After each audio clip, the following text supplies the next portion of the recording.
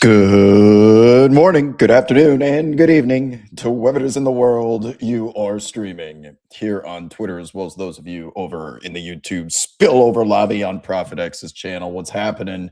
Game 7 in the books, the NBA Finals are set. Wow. Going to allow you guys a couple of moments to join the chat tonight. Just a couple minutes delayed here as I wanted to see what Victor Wembanyama had to say in that receiving his conference finals MVP. If you're just waking up watching this on replay, the San Antonio Spurs have done it. They have dethroned the Oklahoma City Thunder. That is, by the way, there are moments in time where certain plays happen or performances that we often forget because the team loses. And the first one that I think of is actually at the collegiate level, where Marcus Page hit a full spin three-pointer against Villanova for the University of North Carolina to tie that game, potentially force overtime before obviously the buzzer beater from half court. Like a play that would have gotten a statue in Chapel Hill. But no one's ever going to talk about it because of what ensued just a couple of moments later. That was one of Shai Gilgeous-Alexander's best games as a pro. And he's already a two-time MVP and deservingly so. That was an unbelievable performance from Shai. He fell over, once or twice? Those of you that have been hating on him all playoffs, tonight he gave you like two examples. The one where he jumped into, it was Devin Vassell. You could see it when he was drawing the three-point foul. And maybe there was one more where he fell over. The difficulty of shot that Shai Gilgeous-Alexander was required to hit tonight with the entire city of San Antonio. I'm trying to think of the proper term, loading up on him, where he had three guys, one guarding him, one at the elbow, one at the block. And if one of those wasn't Wemby, of course, Wemby was lurking too. Oh, yeah, he definitely directly jumped into Devin Vassell. It was an unnatural shooting motion. With the San Antonio Spurs, if they lost this game, one of the first things that I was going to come in here and talk about was what is the point of trying to jump to block Shai Gilgeous-Alexander's shot in the corner? The best case scenario is it goes into the 10th row, and then they still get the ball back anyway. And they bit twice on it tonight, and that was a huge Kickstarter to getting OKC back into this game. But, man, I'm doing a lot of vamping in buying time to get to the point where we need to have a pretty serious conversation about Chet Holmgren and what has just transpired here. I need to turn the fan on because you might see the neck vein on this one at some point. For a champion to go out the way that Shai did tonight, falling on his shield, feel like Leonidas at the end of 300 with the Persians and Xerxes at the hot gates, going out with the arrows coming down on top of him, taking thousands of soldiers with him on the way out. Stellar performance from Shai. The opposite is going to be said about Chet Holmgren. Did he finish the game with 2 shots? I think he finished the game with 2 total shot attempts. Chet Holmgren plays 32 minutes and 49 seconds and finishes with 2 shot attempts. I'm going to pull this up on the screen really quickly. Give me a second. And okay. I mean, and guys, it's not just, it was so bad I may even need to highlight it here. Hold on.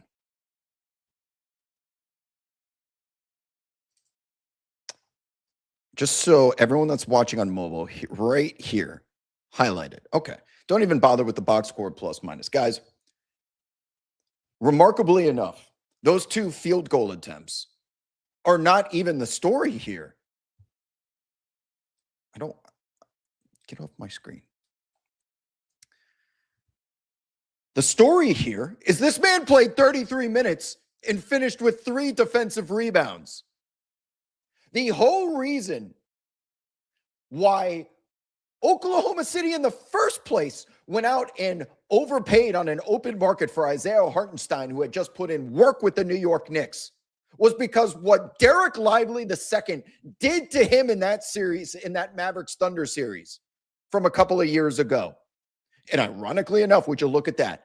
With Isaiah Hartenstein headed into a team option summer, they are once again at those crossroads. Even before we talk about his lack of aggressiveness, he is once again exposed on the glass. Did he spend the first 17 to 18 years of his life just being taller and longer than everyone else? Because if you are that wiry of a human being, granted, he's athletic, he's versatile, he can block shots. But when you have those physical advantages against normal people in high school, until you see Victor Wembanyama in the under 19, under 18 Team France versus Team USA, you have to think, why the fuck would I ever box out? Why the fuck would I ever need to box out? Because I can just reach up longer like I'm Inspector Gadget, the villain from Spider-Man, and just grab shit out of the air. The problem is here at the NBA level, there are many other humans built like you. And to see Chet Holmgren for the entirety of this game, again, this is on the defensive side. We haven't even started with his offense yet. For him to be so irrelevant and leave no mark or impact on the glass is inexcusable considering his size and how he is not being used on offense. That should mean he is putting in extra effort and desire to make up for it. And other than a couple of loose balls there in the final couple of seconds where he's trying to keep an air ball alive,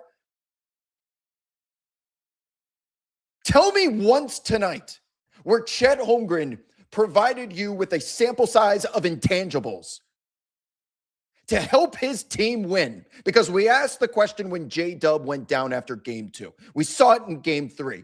AJ Mitchell goes down with a calf. Who's going to be this team's secondary scoring option? Who's going to be their secondary scoring option? Not their second best player, scoring option. Because the fear was that this team is going to face some Detroit Pistons problems that we saw with Cade Cunningham being loaded up on. And you're asking a Danis Jenkins, a Tobias Harris, someone that can create gravity to draw defenders for their star to operate in space. And that's why I applauded Shai Gilgeous-Alexander. That game tonight should not have been close. And with how many times he hit a 12 out of 10 difficulty step back or getting into the paint with the entire city of San Antonio on his ass, Chet Holmgren had to be the answer to that. And what my problem is that he has had since game 3 to figure it out. If you're not going to be the secondary option, and once again, let's give credit to Jared McCain here, someone who was fearless. Good job, Philadelphia, by the way, waiving Julian Champagnie and trading away Jared McCain for Dominic fucking Barlow, and so you can stay under the tax. Josh Harris's yacht that he should buy with the luxury tax savings should be called Barlow. That's clearly how much it means to him. Anyway, sorry. But Chet Holmgren has known since game 3 that Shai was going to need some help. And after the disaster that was that J-Dub game 6, where he arguably, should or should not have been out there, credit to him for at least trying. And it was a blessing in disguise because you knew J-Dub was not ready to return. So we can't have you out there in game 7 if you're going to be that much of a liability when you're being attacked every single time down the floor and you're turning into Lou Dort on offense.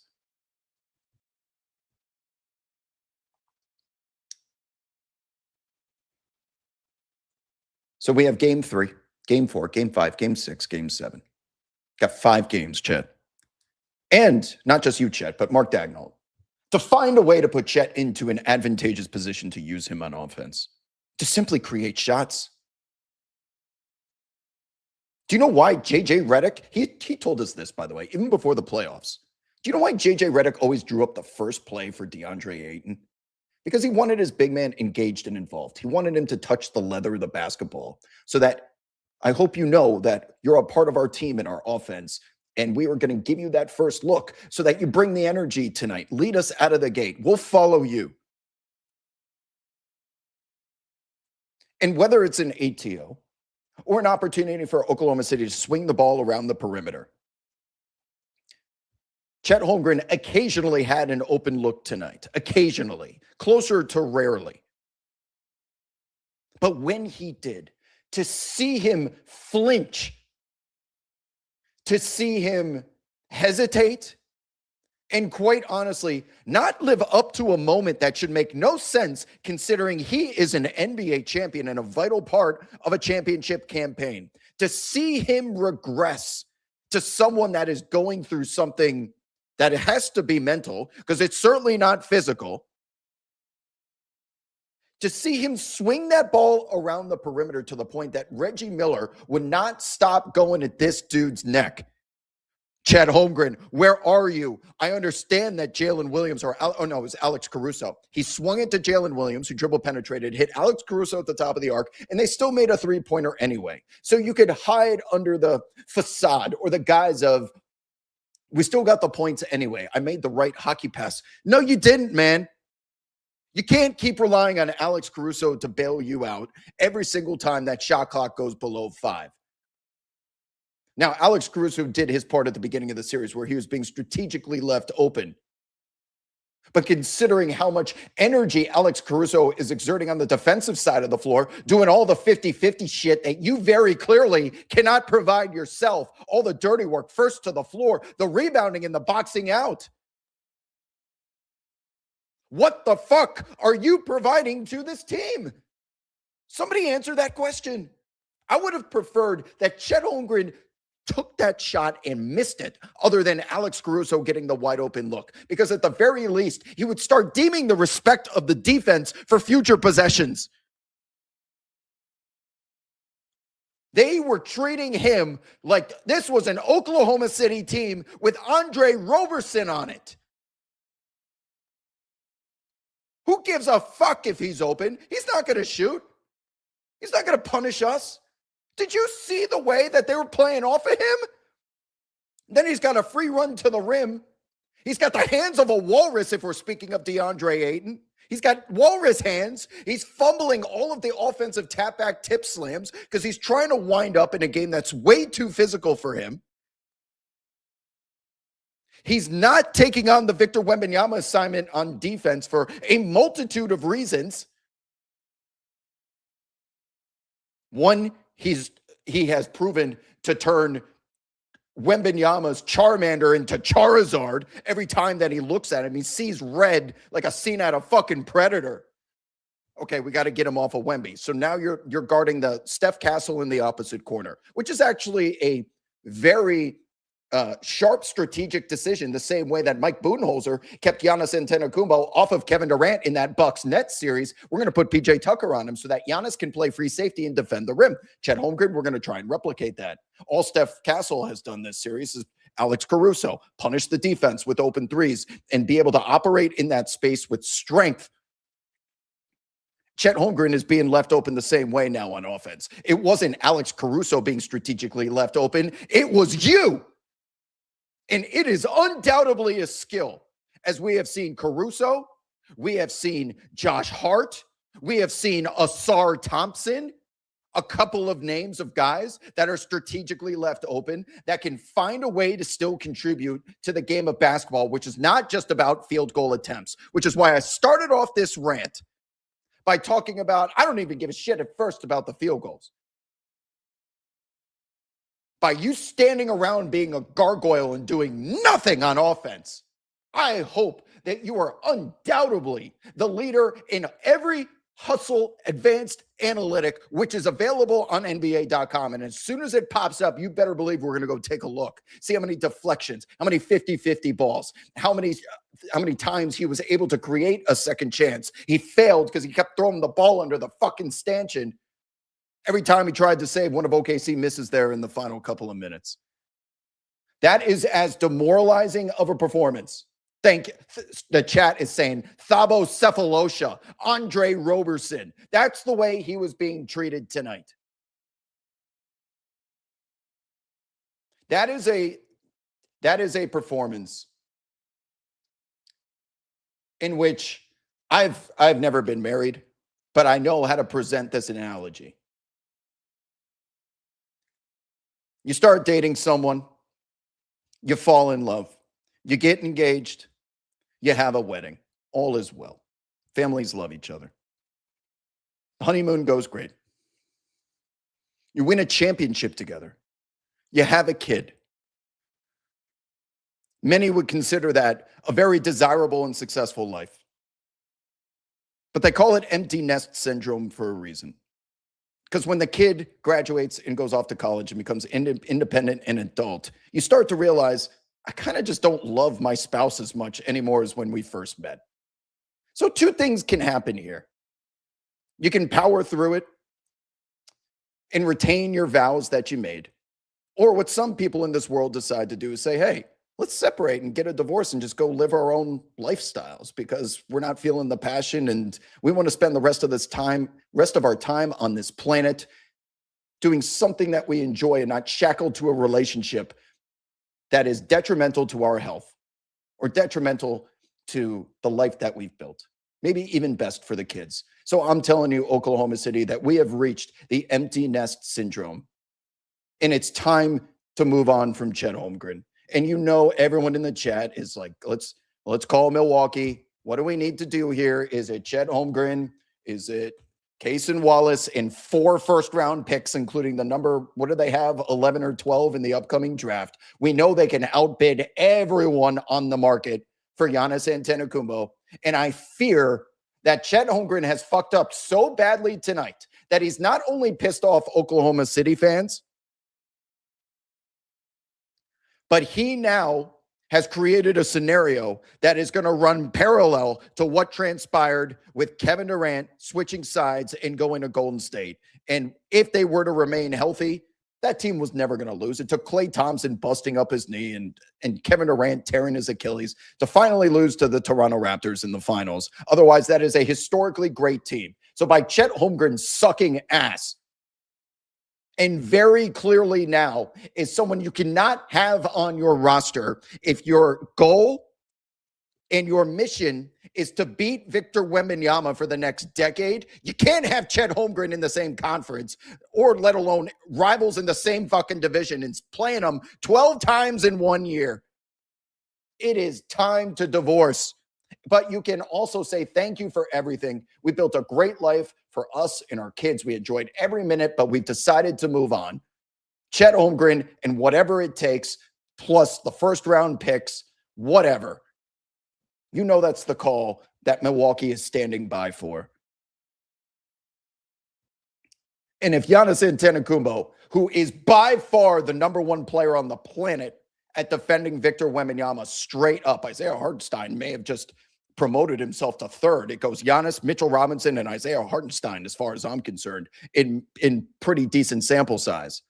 But Giannis has been the one that can stand up to this man, and he is the Wemby nullifier. And what have just transpired tonight with one of the most embarrassing individual performances in a closeout game that you can ever imagine for a former champion, I fear that Oklahoma City is going to find a way to get Giannis now, and the next 5 years of the NBA are doomed.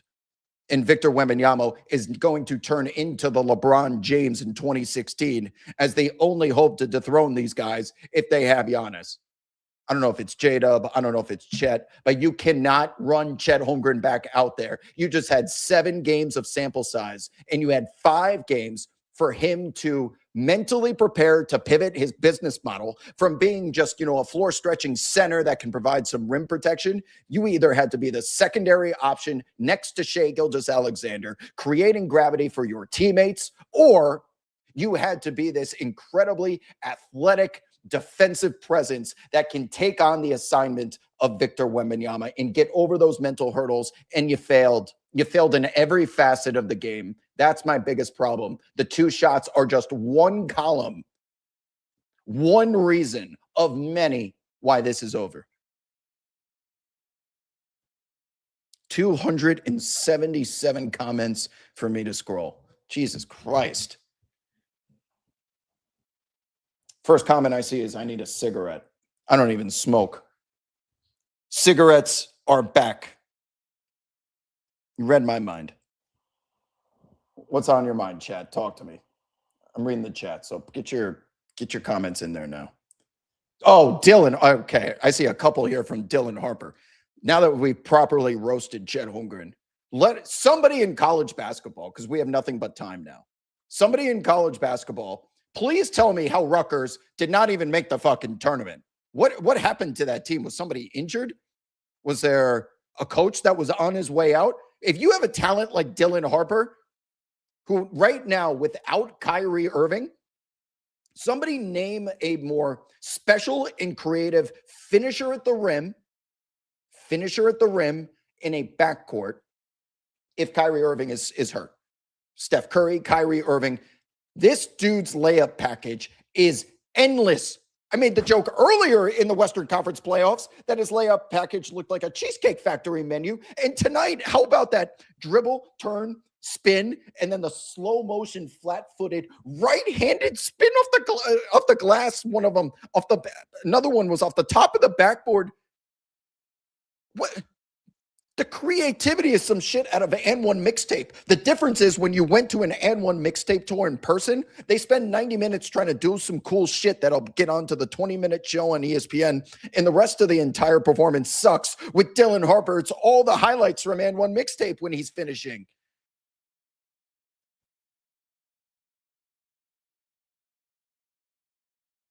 The Luke Cornett block. Holy shit.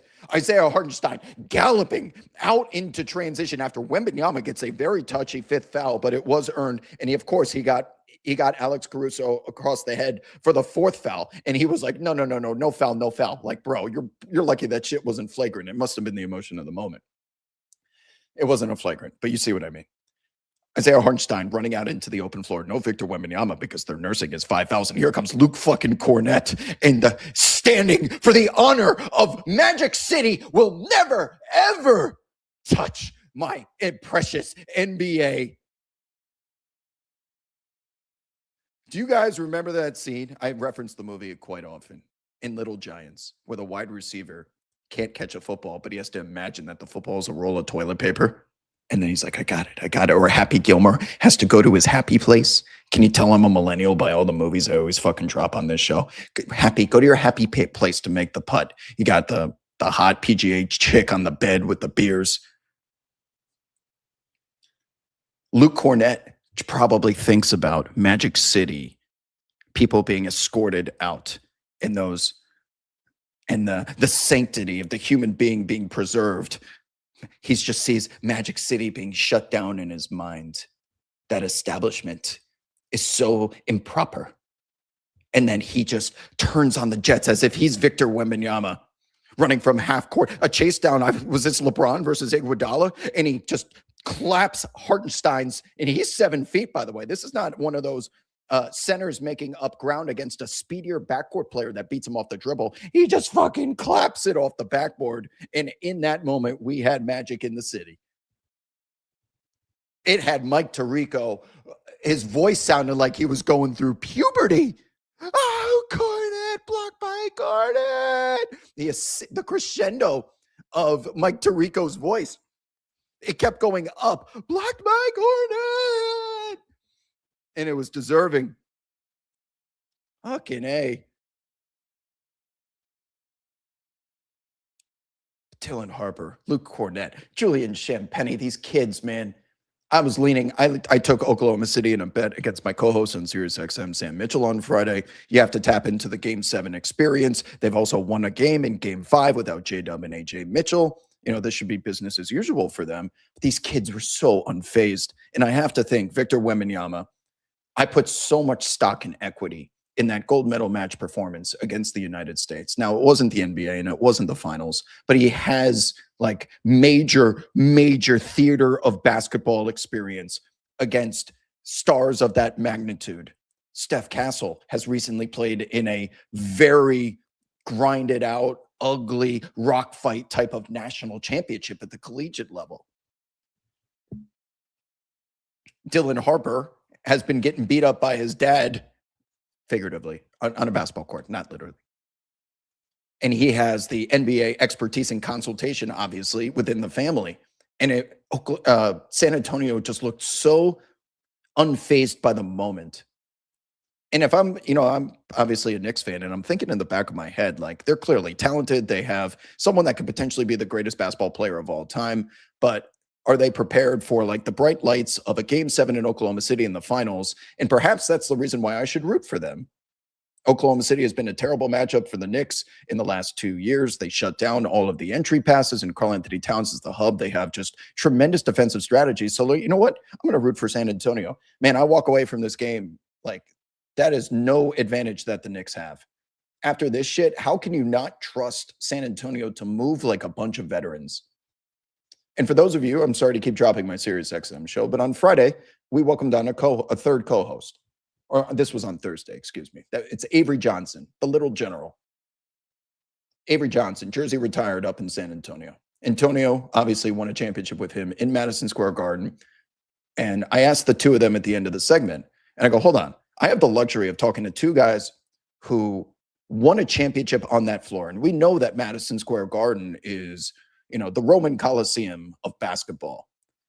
Do you have to prepare yourself for, a different style of play or the way that you communicate because you can't see with the different lighting and you can't hear because of the raucous crowd? And they told me that the difference was that we were an older team. They had Mario Ellie, they had Steve Kerr, they had Avery Johnson, they had David Robinson. They had a bunch of 34-year-olds and 24-year-olds. So it was either super old or super young. But they relied a lot on that experience, and that's why they were like questioning. I can't wait to see what happens in Game 7 because who's the guy on this team right now? Harrison Barnes, Bismack Biyombo? That we're relying on that information. Did anyone feel like watching this game that the spotlight was too bright? And it's not a matter of the individual performers not living up to the moment, but the way that you execute the game plan. The game plan defensively tonight was to load up against Shai Gilgeous-Alexander, make someone else beat you, which you obviously should do in a Game 7 do or die. You're willing to live with Lou Dort, Caruso, even a fucking McCain out there, making as many shots as possible as long as that dude doesn't beat us. And they still almost lost because Shai is that fucking special. And he was that special tonight.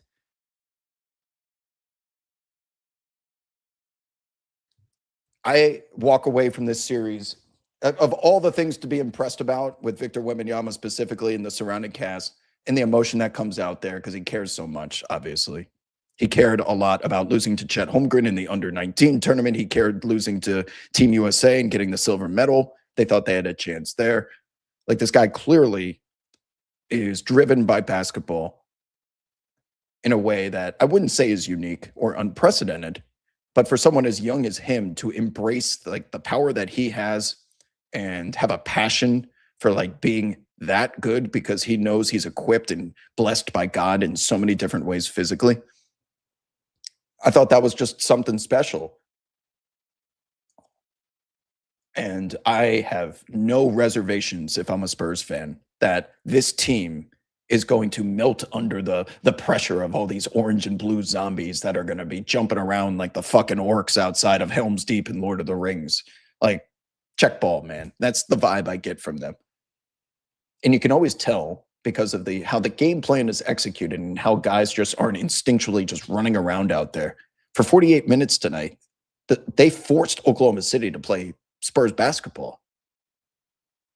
It is easy for me to say. Mark Daigneault had to call all of his timeouts. He didn't have any left in the final 4 minutes as he continued to try and pivot and try different things to work against what the Spurs were doing. Oklahoma City built a championship campaign and run on forcing everyone else to have to bend to what they do.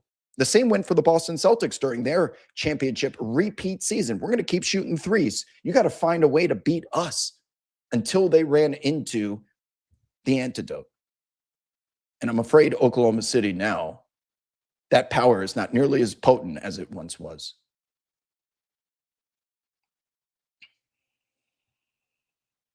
More chats. Okay.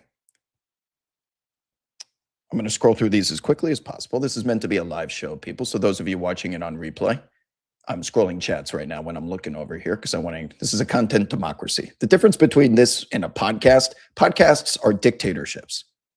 They preach to you propaganda. You have no opportunity to respond unless you're leaving a review and an Apple, you're giving it stars or something. This is a live show. And you guys are as much a part of it as I am. So I'm looking for inspiration and see how you guys react, not only to what I have to say, but what you saw tonight. And I was at the beach all day and I got sunburned on my forehead. So yes, that's why I'm red.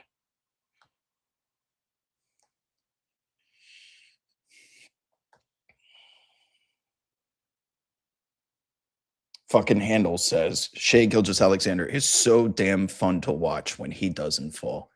The difficulty of those shots tonight were incredible. I mean, we're talking like Kobe level shot making, Jordan level shot making, T-Mac level shot making. How many times was he fading into the corner over someone taller than him, a double team, man? How he creates just enough space to step back, the 3-pointers on the catch and shoot, the variety of the ways that he scores off the dribble with his weak hand, getting to the preferred step back, going down the lane and trying to meet someone at the rim for a up and over finish while also being cognizant of needing to spread the ball around. I thought he was masterful tonight. Masterful. And he only fell over a couple of times. So you can't even be like he tried to foul merchant his or free throw merchant his way to a victory.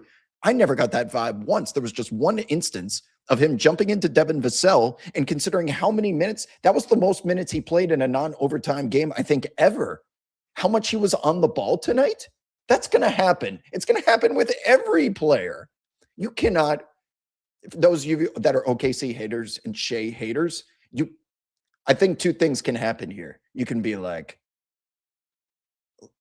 smoke that OKC pack or whatever you kids say. But you can also be like, you can enjoy and be like, Shea was pretty fucking good tonight. Can we agree that both, even if you're a hater, Shea was pretty fucking good tonight? He was great. I am curious now that we've given it a couple of minutes here. I just saw a chat from Dalton Rose. We have to get rid of Dort. You may not even need to worry about that because he is headed into an option season and he is likely gone. Look for a team in the Eastern Conference to overpay him. So I do have in front of me. Nope. Advanced is not up yet. No advanced stats. Usage stats? Only traditional stats are available right now. So I cannot go in there and show you guys usage percentages or Chet Holmgren's hustle stats either just yet. I'll try and refresh the page really quickly. Try one more time. Advance. Nope, not available. Okay. Back to the comments then.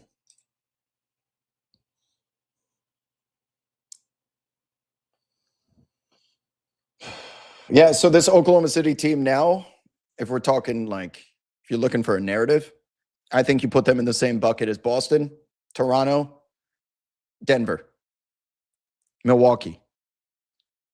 Champions. Could never take it away from them.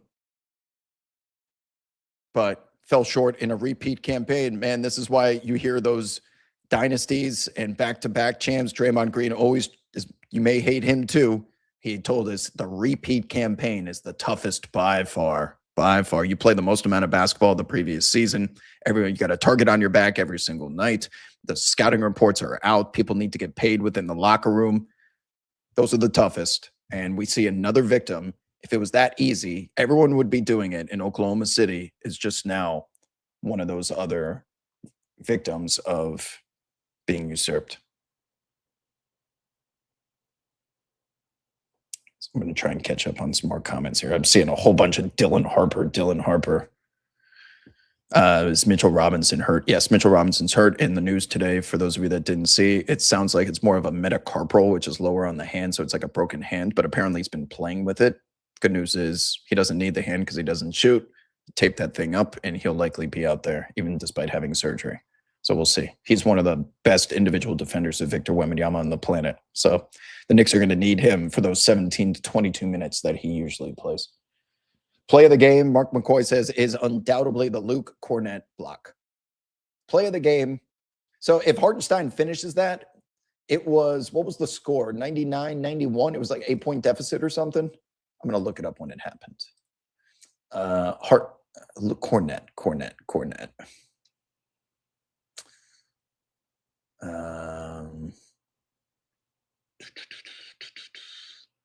When did it happen? Oh, there it is. 6:31. 6:30. Oh, I was close. Wow. Okay. So take a look at this.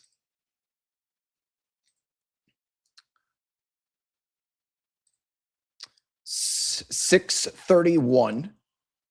Hartenstein's steal misses the running dunk. Cornet blocks 6:31, and the score is 97-91. Let's just run it back here.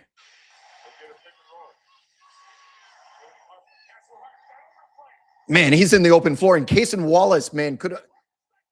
All right, if we're playing hindsight here for a second. Wow, yeah, that would have cut the lead to 4. Okay, if Cason Wallace, if we're playing Monday morning quarterback, backseat driver, if Cason Wallace simply looks to his left and just gets in the way, he could have very easily set a screen here that would not have been illegal. So watch Cason. If he turns around and just puts his hands up and runs and creates just a second for Cornet to have to maneuver around a hurdle, I don't think Cornet gets there. Cason, yeah, that's tough to ask in the moment because Cason Wallace is probably looking at Isaiah to be like, in case he passes the ball to me.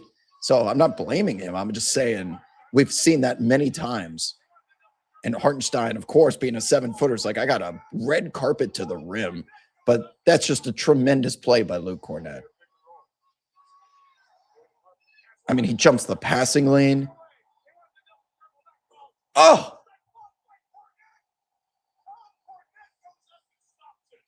One more time. Sorry, I want to watch it one more time. 97-91. This would have made it a 4-point game. Oklahoma City coming back. And this is right when the momentum, I thought, was. This was the holy shit, it might happen moment. This was the holy shit, it might happen moment. I will give you that, chat. Wow. Oh boy, I gotta zoom back out here. All right, let me get back to these chats because there's a lot of them. What I'm waiting for, people, is this button right here on NBA.com. Advanced, no box score. I really want to see Shai's usage tonight, which may be near 40. And I want to see Chet Holmgren's hustle stats. Okay, fourth quarter, all periods. Shai Gilgeous-Alexander finishes with 21 field goal attempts. So I looked at the last 2 game 7s before the game tonight. So Shai attempted 27 field goal attempts in the finals. And then it was 19 field goal attempts in game 7 against Denver. And J-Dub was right behind him. I hopefully I have my numbers right there. But that is less than I thought for Shai. 21 with only 11 free throw attempts, considering how much he was on the ball playing 43 minutes. Not a whole bunch.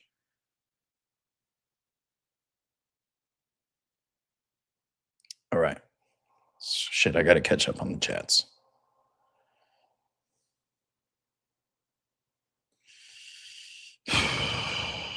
Chet, third team All NBA instead of Karl Anthony Towns. Are we headed for a world where we're going to start doing the end of season awards after the playoffs? I mean, everybody's minds are going to be warped by recency bias. So I don't know if that's the right answer. But you saw what happened in the play-in tournament game with Constantinople, so maybe it's for the best because those are meant to be regular season awards. It's just not a good look. And Shai getting that MVP before game 1 with Wemby just staring into the abyss. We have Hakeem Olajuwon versus David Robinson now complete. Because that was chat. Was that 94 or 95? Can someone remind me of that?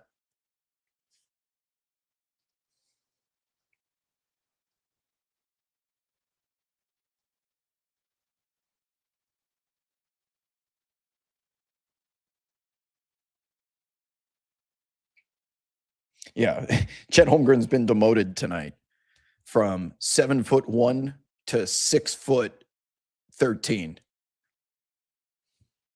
Thank you, Helwick. 95. And Helwick, what was the final series score there?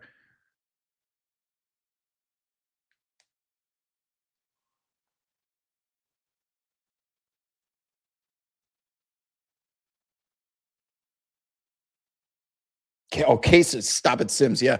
Stop It Sims says Cason Wallace is a dog. That's got to be my favorite Thunder player. Did Cason have 12 points in the fourth? Dude, where would they be where would they have been? What would the score of this game be without Cason Wallace, Jared McCain, Shea Gilgeous-Alexander, and it was just Chet Holmgren out there? Cason Wallace, 5 of 6 from the floor, plays the entire. He goes for 14 points in the fourth. 5 of 6 from the field, 4 of 5 from 3, 2 steals. One of the handsiest players in the league. Yeah, Robinson was 95 MVP, and it looks like that the final series score was 4-2. But Hakeem Olajuwon took the throne in that game.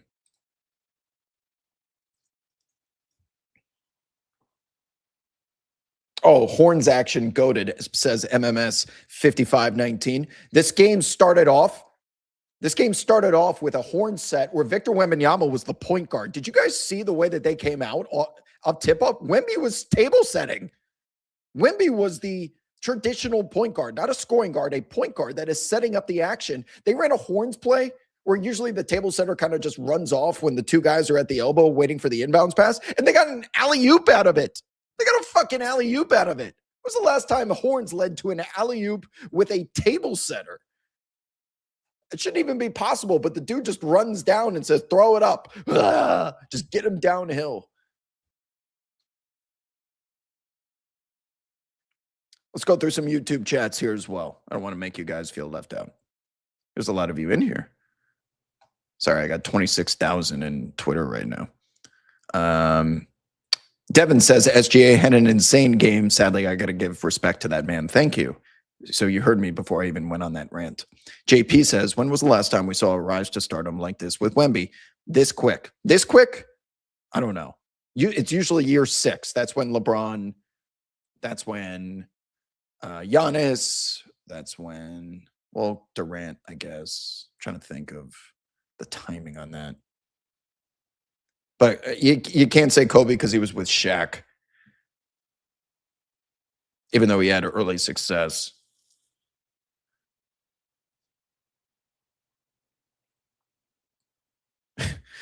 BT in the YouTube chat says, did Chet Holmgren have 75 points in 7 games? I don't know. Did he? That sounds about right.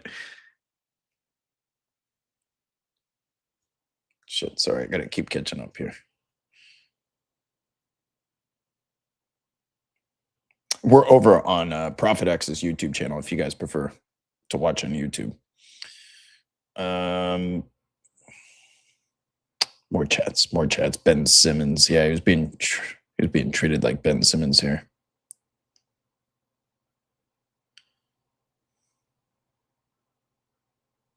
We're 10 minutes in and you haven't mentioned the Spurs yet. I'm getting there.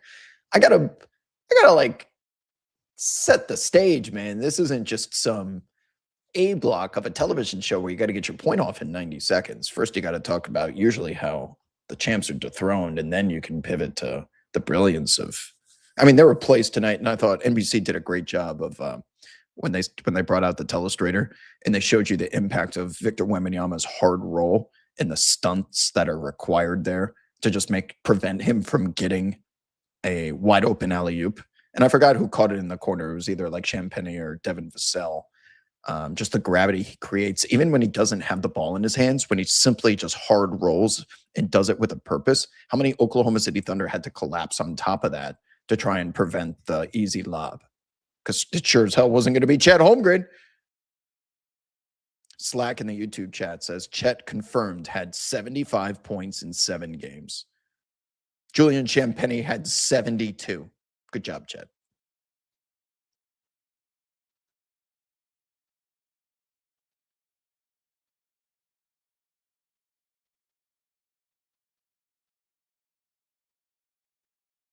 Yeah, Caruso was so good this series too.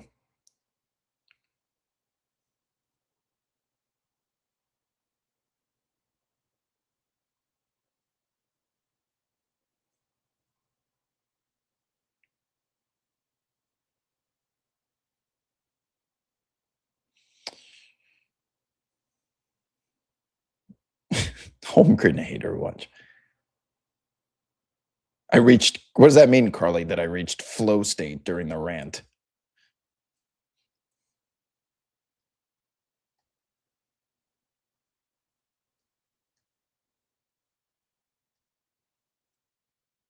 Wemby is just way funner. Yeah, man. If he wins the title, and the Spurs are going to be favored considering they have home court. I think they're minus what are they at Profit X? Let's see. Let's see how favored they are. There's nothing on the board here. Profit X. I don't see anything. Can we get a series price up, Profit X, please? If you're somebody there watching.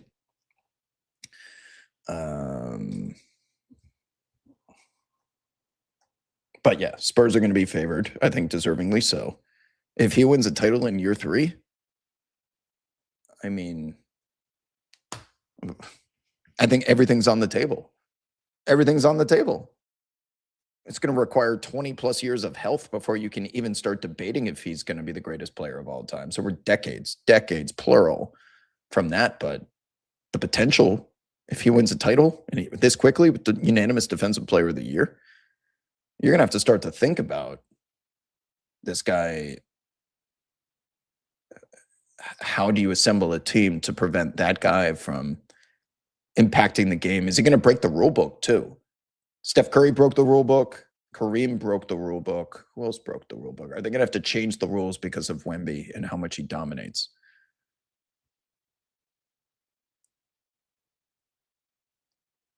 Oh, what's up, Carly? Flow state is a Steph heater. Peak performance when body and mind are at their best. That was a vintage WAP rant. Yeah, sorry. I started to pull analogies out of my ass on that one, but I think that's why you guys are here. Laverne is saying, can you comment how well the game was officiated? Man, it's when the referees act as chaperones and not main characters, chaperones, like at a middle school dance, just to make sure the kids aren't going too far and make sure everyone's kid has a good time without something happening. When referees are chaperones, the flow of the game is the most important part of basketball. It's what attracts us all. The fewer the whistles, the more that the game is played in the open court. That's when we get to see all of their talent, their athleticism, their versatility, their skill is on full display. And it puts guys to the test defensively. It tests their endurance. Did you see how many guys were grabbing their shorts at the end of that game when there was a whistle? That is the peak performance that we want to see these athletes performing at, because no one else is capable of it on the planet. Otherwise, they'd be in the NBA. So for the officials to kind of just every time someone fell over, and for the most part, I mean, they got Wemby when he got fouled twice in a row, once by Jalen Williams, and then I think Caruso or someone got him. I mean, those are light fouls, but for the most part, the referees they missed the De'Aaron Fox step out on the sideline, but for the most part, they were just there to make sure that the teams didn't fight each other. And when the sport of basketball has open floor flow, open court flow, it's at its best. Because you get games like this. You get games like FIBA and the Olympics. Those are always some of the best games that we see, because FIBA doesn't blow the whistle unless you show some blood. Or no blood, no foul. I love end-to-end action. Nobody is paying their hard-earned money or spending their very valuable time to watch dudes shoot free throws. And the physicality not being micromanaged. I understand why they have to do it during the regular season, because then stars would get hurt if every game was played with this intensity. But when you finally get to the main stage and the main event, let them off the leash like this. It's so beautiful. And they'll never be able to replicate it during the regular season unless the NBA Cup happens. Not laughing at the NBA Cup anymore, are we? Huh? What do they say in Rocky IV? What was once a joke has turned into a tragedy, as Apollo Creed is on the mat seizing and about to die, as he is out there dancing and trying to put on a show, and he gets his ass knocked out. The NBA Cup went from corporate greed of Adam Silver in the NBA to now, wait a second, does this shit matter already? And the New York Knicks find themselves in a spot where they can do one really funny thing or another the stars aligned perfectly thing. The funny thing would be to hoist the NBA Cup banner before tip-off of game 3 right in front of the Spurs' face. And then the aligning of the stars thing that can happen is if the Knicks were to win the finals, they can put both banners up against San Antonio together. They've been saving the NBA Cup banner to pair it alongside an NBA championship, NBA finals banner against San Antonio to really drive it home. We got the double against the Spurs in revenge for 1999. The way that a ribeye is paired with that sauce, that's the au jus? Is that what you usually put the ribeye in? Someone that knows steak out there.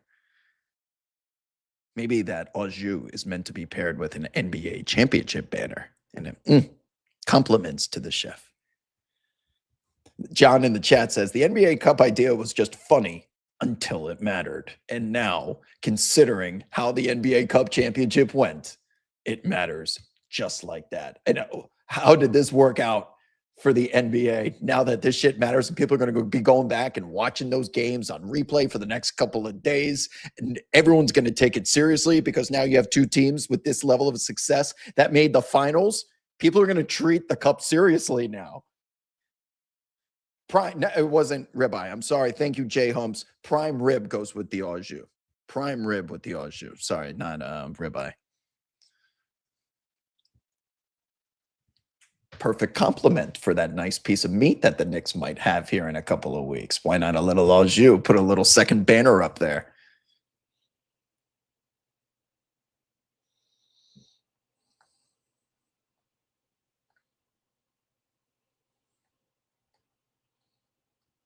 Oh, yeah. Dylan Harper's dagger 3 out of the corner, man. I sat here and complimented his entire layup package to start the show. Who in the chat? I saw you Spurs people in the chat saying, why isn't he talking about us? We won. I was talking about Dylan Harper first and foremost. But yeah, the Dylan Harper 3 out of the corner was another dagger. Luke Cornett's block. Dylan Harper's 3. Julian Champagnie couldn't miss. You just notice how all of his shit is wide open. Like, that's not by accident against one of the historically great defenses of all time. Those guys just aren't open by accident. That is the gravity of Victor Wembanyama and having to take your entire defense and create a dynamic that prevents him from getting optimal looks. And this guy doesn't even have a go-to move yet, by the way. He doesn't have a Sombor shuffle. He doesn't have a Kareem skyhook. He doesn't have a Dirk Nowitzki scissor kick step back. He's just out there hooping. What happens when he learns how to do something that creates enough space so that he can trebuchet a ball over his head that nobody can obstruct? What happens then? He doesn't even have that in the shed yet. We're not even at that point in his career, and he's already this impactful. And you could argue going into halftime, Victor, we're going to need you to kind of carry us a little bit more. We're gonna need you to initiate offense, facilitate offense for yourself, not for others. We're gonna need you to kind of take control here in the immediate future, please.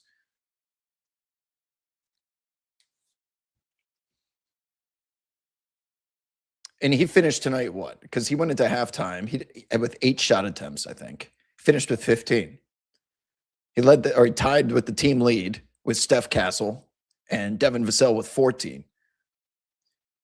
But I think the fans were imploring that he was more involved because you can see the gravity that he creates when he's at least involved in the action.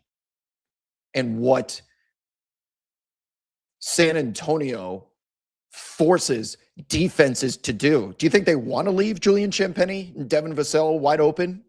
And De'Aaron Fox, one of the best downhill players in the world, and he's not even healthy, by the way, with the speed that he has and the preference of getting to that little floater. Like, they have so many ways to punish you. And that's what made the J-Dub decision of game 6 just so strange to me, was you knew that he was going to be picked out as the pigeon from start of that game. With those chronic hamstring injuries, he's not being utilized on offense. He's going to be put into every action. With San Antonio, they don't have a single liability on either side of the floor. They don't have someone who can be strategically left open. They don't have someone that can be taken advantage of as if they're like Trae Young or the the smaller Isaiah Thomas back in the day, an obvious mismatch down there? No. They all can hold their own. We saw Julian Champagnie meet Chet Holmgren at the rim in games 5 and 6. Like Champagnie. Fucking Chet Holmgren. Oh, thank you to Misha in the YouTube chat. How about De'Aaron Fox versus Mike Brown? The little spice that they had on the way out in Sacramento. They claim that they're close, and I'm sure they're just competing. But I mean, Mike Brown was left on the tarmac because De'Aaron Fox fell asleep closing out Jaden Ivey in the corner. De'Aaron Fox did not fall on the sword for that. And then they started to have a little back and forth in the media. Now we get to play each other in the finals. Woohoo! Oh, and also this means I have to do a hype video. I said I was going to do a hype video if it was Spurs versus Knicks. And boy, there are so many storylines. Fox versus Brown, 99 championship. Wemby, Pop. Yeah.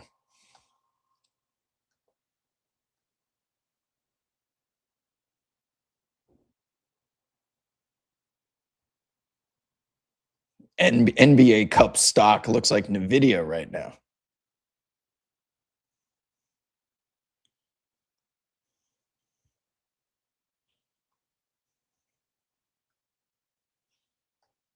Yeah, that's why Joe in the chat he says OKC wasn't healthy. I was pivoting my mind to it. I want to play OKC if AJ Mitchell and J Dub are not available. I didn't want to play OKC before the series started, but if they're not going to be available, that's a completely different team.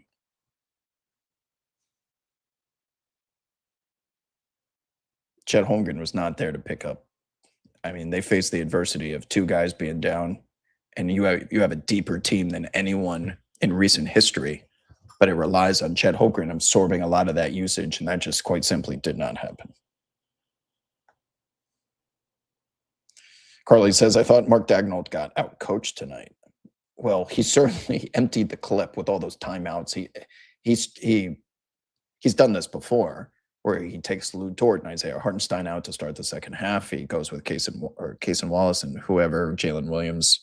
I think Cason may have even started. I don't know. But he went with a different lineup to start the second half. And he clearly was using those timeouts to try and draw up ATOs to get them back into the game with an open look from three. And we'll cross that bridge when we get there. If we don't have timeouts in the final couple of seconds or minutes, they used all their challenges. So he knew I don't need my timeout for one of those. That was kind of sharp. Who are they going to hide Brunson on? Not Castle. Who is Brunson going to guard? Vassell? Don't love it. Don't love it. It's definitely not Castle. You don't want Castle crashing the rim against Brunson. I think it's either Vassell or Champagnie.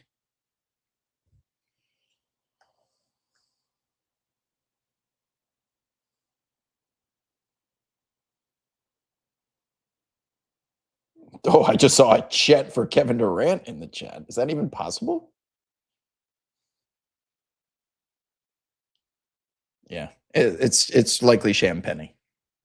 Yeah.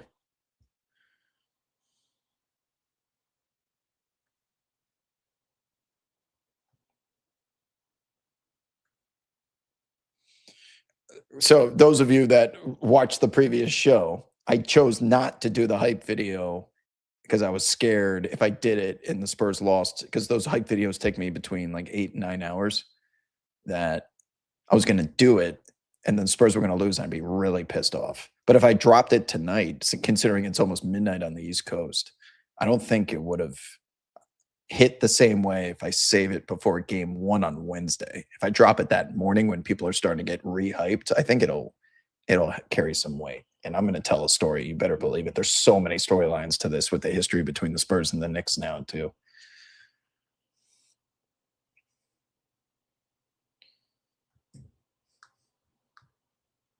Oh, good question. Jeremy Sohan, does he have the Spurs playbook? Can he act as a double agent for the Knicks? That ended up working out as a nice trade for them too. That's a great point.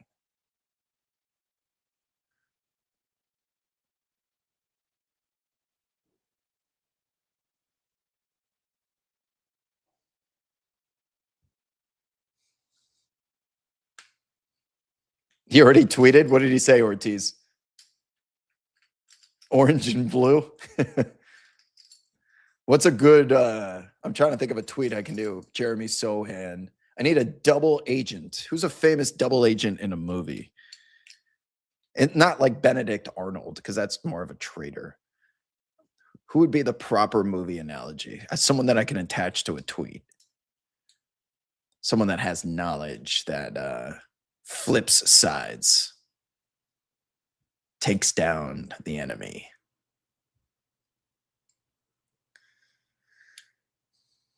Laverne asks in the chat, Rob, what advantages does each team have in the finals?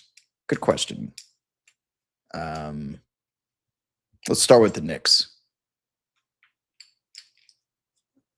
I think Karl Anthony Towns is going to try and make it a point of trying to put Victor Wembanyama or get him into foul trouble because, man, he's been aggressive off the dribble. But the problem is Cat has been much more of the team's facilitator. So will we see a more aggressive scoring Cat with intention, as he's the only one that can really challenge Victor Wembanyama's defensive?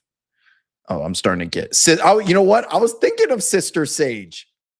I was thinking of Sister Sage from the boys. I think that might be the best one to do, considering the boys' season just ended. I might have to do that. Finn from Star Wars. Does that hit? Which hits harder? Finn from Star Wars or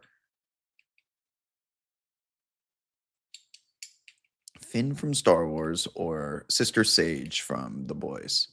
I think Finn might have a larger breadth, cast a wider net.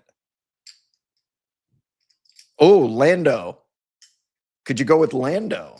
No, he didn't have like the plans. He was just more of a mercenary. Severus Snape.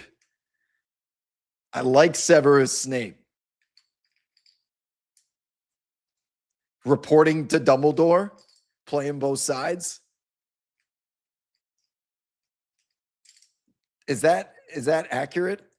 I think Finn might be better, but I don't want to give any gas to the new Star Wars movies. Does Snape work? Matt Damon in The Departed.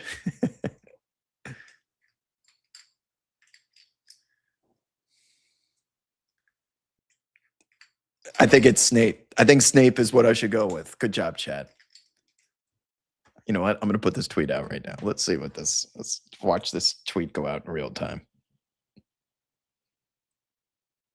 The both hand spies. You funny. Many both hand spies died getting us this information. Why don't they do a spinoff on the both hand spies? Severus Sohan. All right, I'm gonna get myself a good Severus Snape. Oh, I'm so pissed, by the way. I was going to take Lou Dort's under when he came out of the game in the fourth, and I balked. I knew he wasn't going back in. Oh, he did actually go back in the final minutes. Sorry.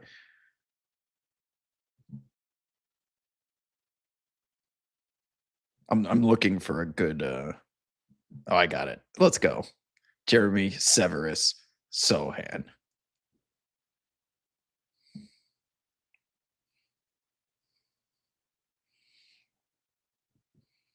This is the beauty about doing a show on the internet, is I could take time out to tweet, unlike radio where I have to be like locked in and talking all the time.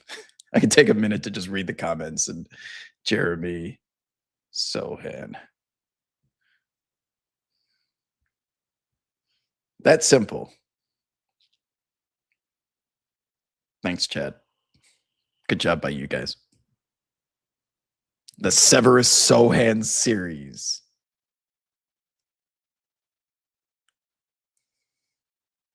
Love it. Love to see it.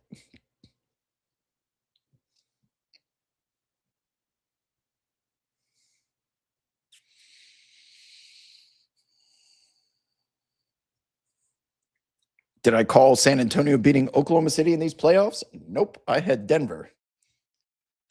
I had the Knicks coming out of the East, so I look good there. But unfortunately, I did not. I had Denver winning it all. Maybe Denver was the answer. Minnesota. This is all Minnesota's fault.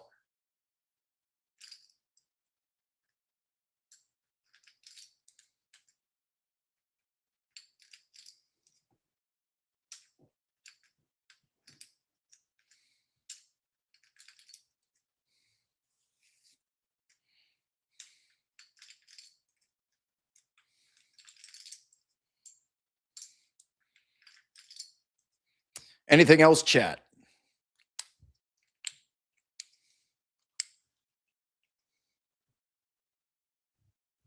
Do I go and play poker tonight? It's early. Or do I start working on the video? Because I got nothing to do tomorrow besides start working on the hype video, which I don't need until Wednesday, so I got this night off. Knicks would have beaten Denver in hindsight. Yeah, maybe.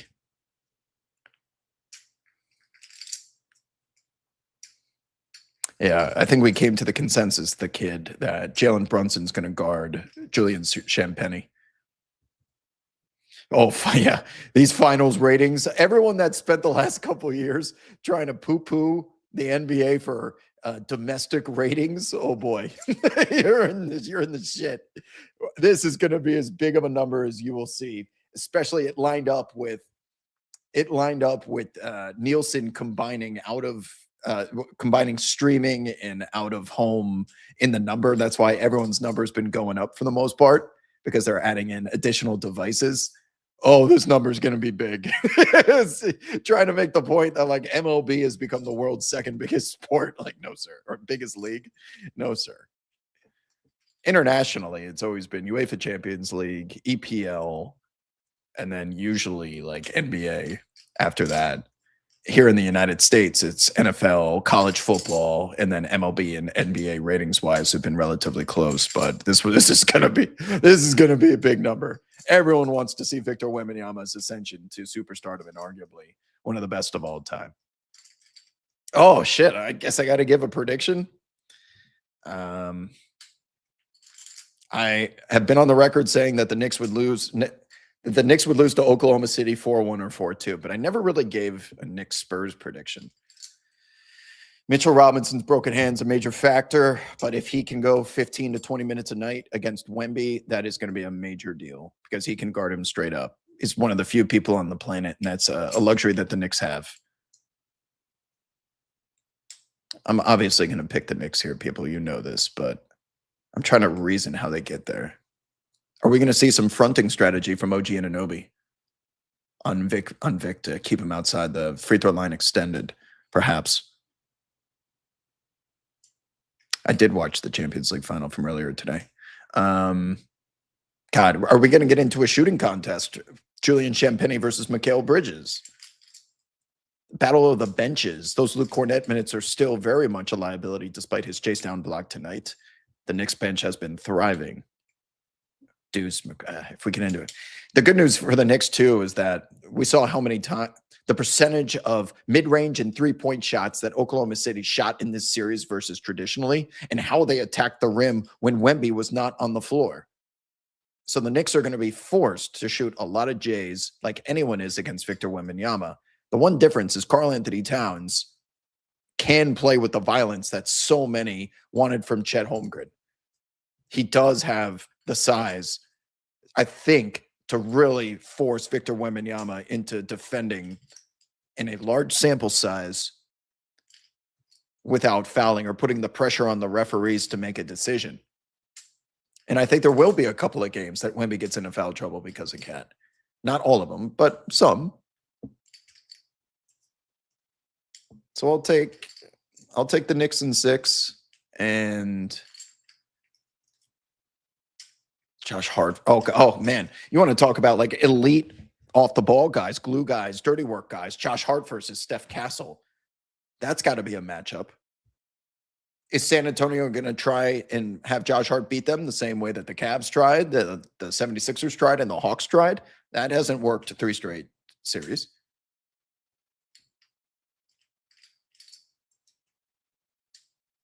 I think the series will go at least 6, and I'll take the Knicks in 6. I'm not going to pick against my boys. But we're going to have a shooting contest between Mikhail and Champagny. Mikhail and OG versus Champagny and Vassell. We're going to have a dirty work off between Steph Castle and Josh Hart. They are mirrors of each other in so many ways. Karl-Anthony Towns versus Victor Wembanyama.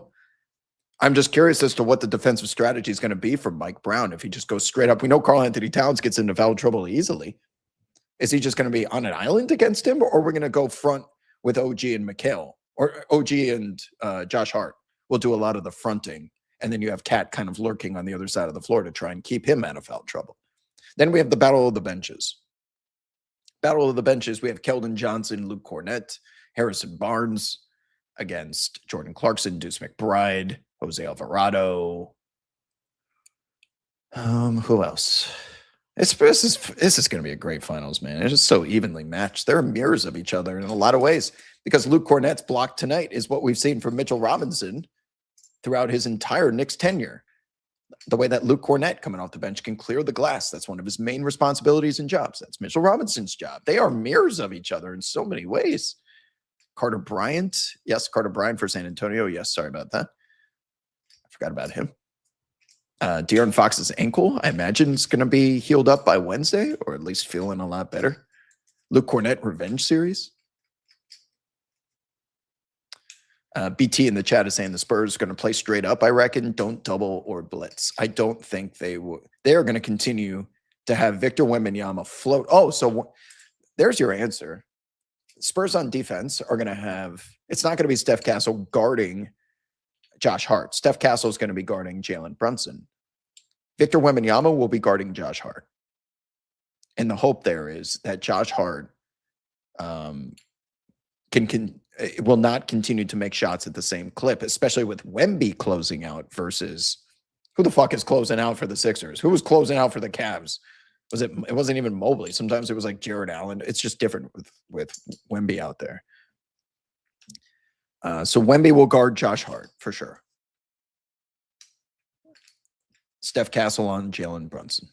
Mikal Bridges on, Champagny on Mikal Bridges. Vassell, and the Knicks got some size advantage there with OG against someone like a Vassell. Yeah, Keldon's threes. He finally started making some shots after struggling at the beginning of this series for sure. It's personal in the chat, in the Twitter chat says, Wob, your NBA Cup tweet has a paid partnership stamp on it. Guys, have you not picked up on the bit yet? Every NBA Cup tweet is a paid sponsorship. Come on. It's quite simple.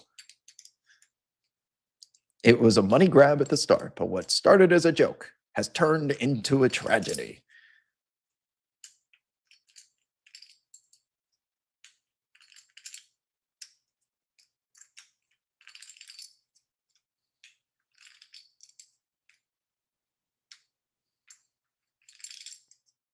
Be a great series. Like, this is must-see television, man.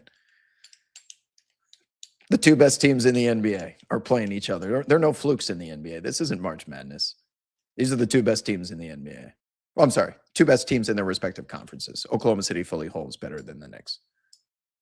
Two best teams representing their conferences. Fantastic matchup. I mean, Karl-Anthony Towns is as good, seasoned, scoring veteran at the true center position. And now the team's point guard. And we saw Victor Wembanyama setting the table at the beginning of a game 7. I'm telling you, it's the mirror series, man. There's so many different talents and ways that these guys dominate that are now, they're looking at themselves in the mirror and a different side. We're also going to get a classic jersey matchup too. I'm talking silver and blacks, or hopefully we get some whites at home from the San Antonio Spurs against the Knicks blues from the 90s. Oh my God, the purity. Just don't fuck this up by doing city editions and all these random ass uniforms. Tonight they had blue versus black.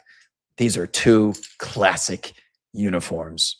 Knicks at home with the white against the Spurs black and silver and black. Oh, it's so pure. So pure. What a ethical NBA finals in so many ways. One of the biggest questions by far, MCC, will Karl-Anthony Towns stay out of foul trouble? Who's going to put that downhill pressure on Karl-Anthony Towns? Is that Victor Wembanyama? The Spurs do a lot of dribble penetration and then kick it out. Karl-Anthony Towns is not going to be closing out, I imagine. Some sexy kits in play tonight.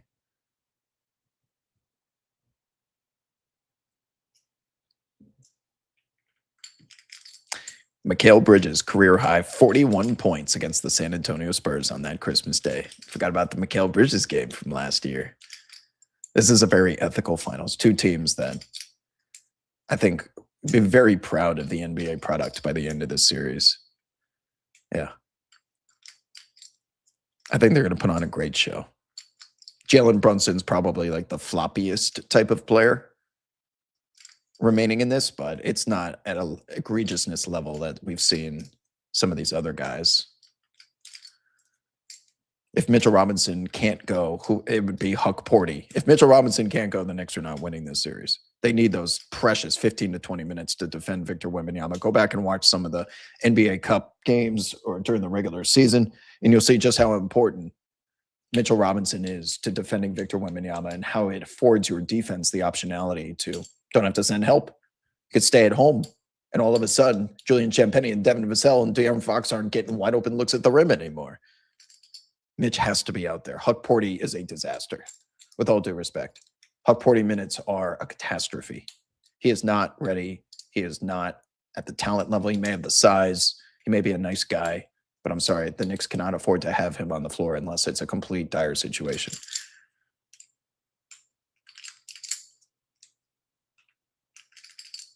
African Arthur says, will Mitchell Robinson be effective without a pinky? Yeah, the good news is he doesn't need that pinky to shoot 40% from the free throw line, which he was doing already. He doesn't ever touch the basketball unless he's dunking it or rebounding it. So it's if you had to pick one Knicks rotation guy that you are content with not getting up or having a broken pinky and how it can influence their game, it's easily him at the top of the list. Optionality is a word, actually. I just made it up, even if it wasn't.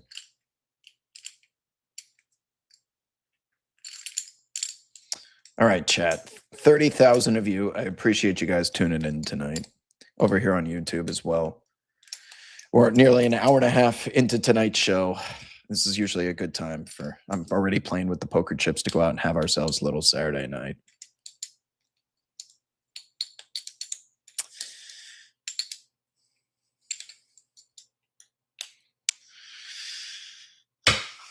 NBA Finals, my friends. Spurs Knicks.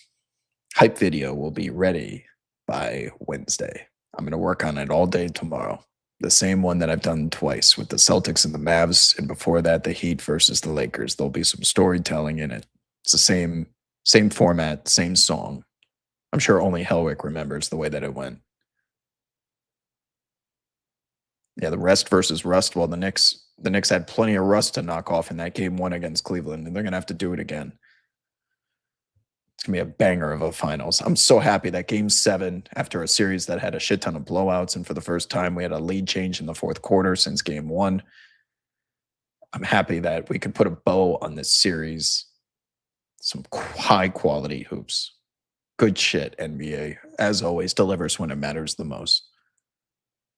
Guys, have a good Saturday night, and I will see you on Wednesday. Game 1, Knicks, Spurs. Knicks in 6. Goodbye.